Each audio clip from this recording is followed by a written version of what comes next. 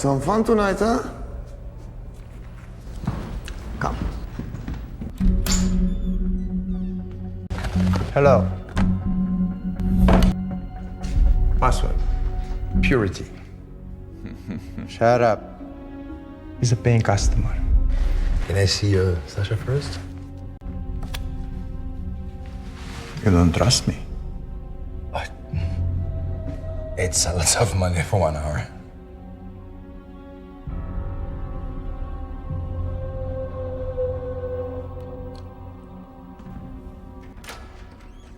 Your first time in my country? You don't talk much.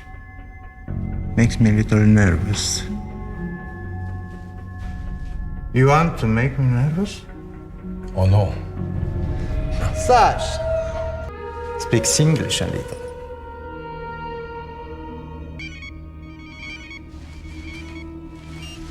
Да.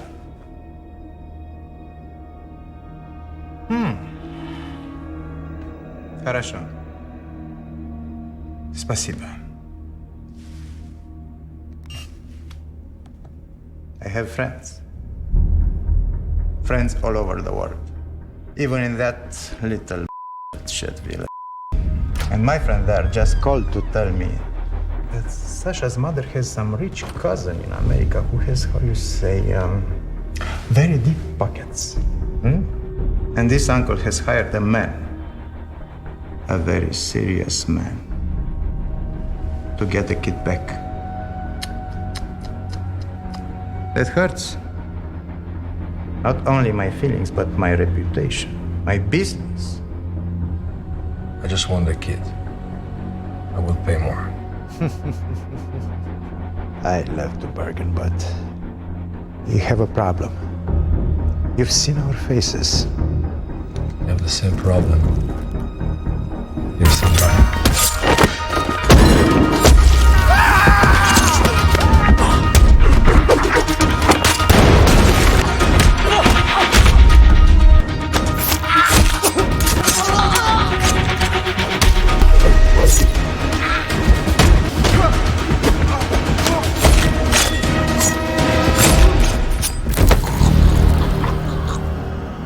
The story begins in Moldova with Samson Gaul, a former Special Forces operative, enters a nightclub that operates as a hub for a human trafficking ring. Some fun tonight, huh? Rich individuals have hired Samson to rescue a child named Victor. Samson offers a sum large enough to gain an audience with the head of the cartel. Sit down, please. Can I see Sasha first? However, just as the boy is brought out, the cartel leader receives an intelligence call revealing that Samson is a hired operative rather than a buyer. Спасибо. Although Samson offers to pay a higher amount solely to secure the child, the leader refuses.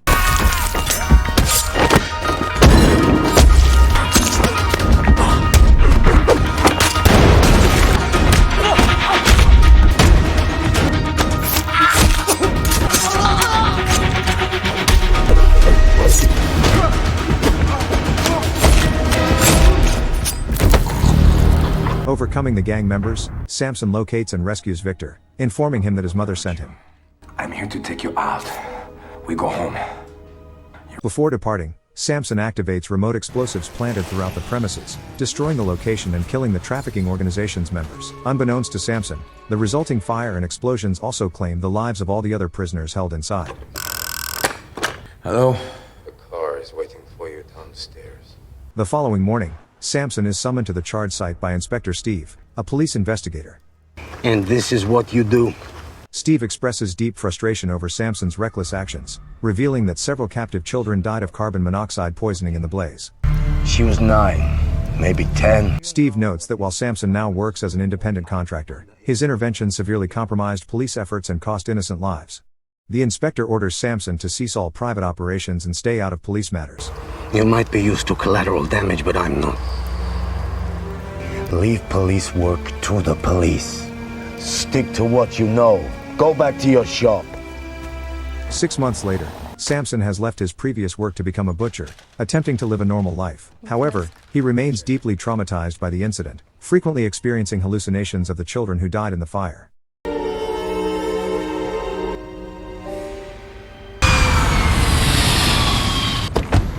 Meanwhile, Andrew Faden, an MMA fighter scheduled for a match during a family vacation, arrives in Moldova with his wife, Monica, and their teenage daughter, Becky. While Faden takes photos of his daughter, an operative named Amelia secretly photographs Becky from a distance.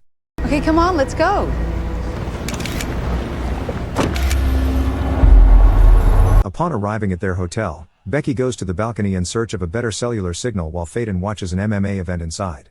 On the adjacent balcony, Becky meets Amelia, who suggests that the lobby offers better reception. Becky! When Faden checks the balcony shortly after, he finds only Becky's laptop. You've reached Becky. Tell me something good. Unable to reach her by phone, he alerts the hotel manager. A review of the hotel's CCTV footage reveals no leads. Seeking to generate urgency, Faden contacts the media to publicize his daughter's disappearance. The mysterious disappearance of Becky Faden, the daughter of former MMA champion Andrew Faden, continues to stump police.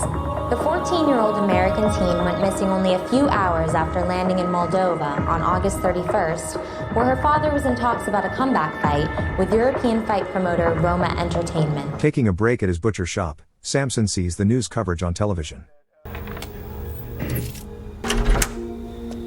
Shortly after, Faden and Monica approach Samson for help, explaining that an American embassy official recommended him. The man you're looking for is no longer here.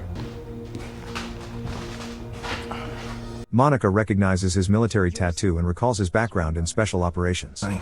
You want some money? Was this enough motivation? Despite their financial offers, Samson refuses due to his lingering trauma. You better without me. Later that evening, Samson's son, Selwyn, a representative at the American embassy who originally referred the parents, visits the butcher shop. Selwyn urges his father to assist, explaining that local authorities are constrained by corrupt officials protecting the syndicate. Sorry, I can't. You know I can't. The girl is 14 years old. Samson refuses once again. Determined to find his daughter, Faden questions locals near a nightclub.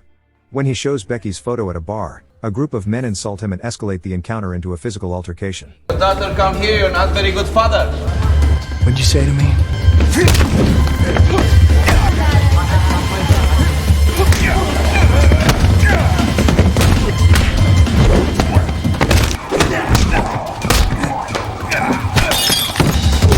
Outnumbered, Faden is severely beaten until a masked figure intervenes and subdues the attackers.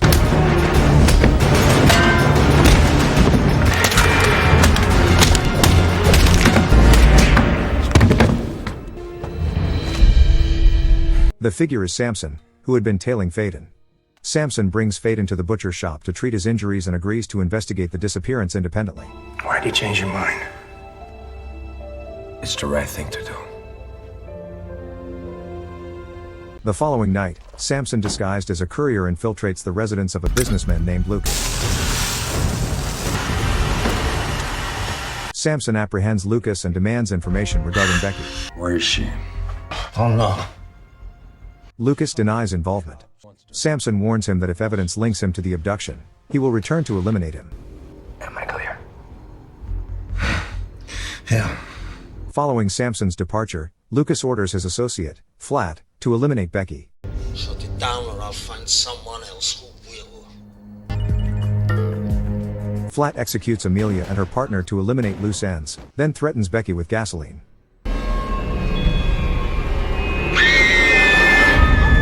The next day, authorities locate a burned body wearing Becky's bracelet on its left arm, leading the police to declare her dead.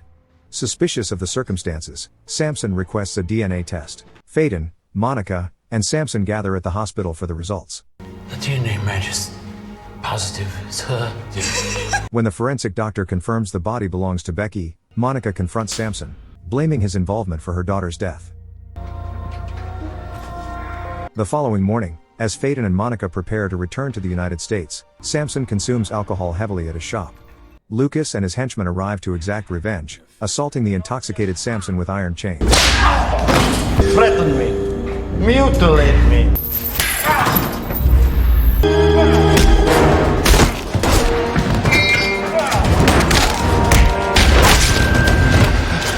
Samson retaliates and defeats the attackers. During the fight, he recalls that Becky consistently wore her bracelet on her right wrist, whereas the corpse had the bracelet on its left arm. I need you to drive. To drive. Let's go. Okay. Realizing the body may have been staged and the forensic doctor bribed, Samson races to the international airport. It's about your daughter. He intercepts Faden and Monica, explaining the discrepancy and asserting that Becky is still alive. I think your daughter's not dead. The three return to the hospital and confront the forensic doctor, forcing him to identify his employer. Who paid you off, you lying piece of shit?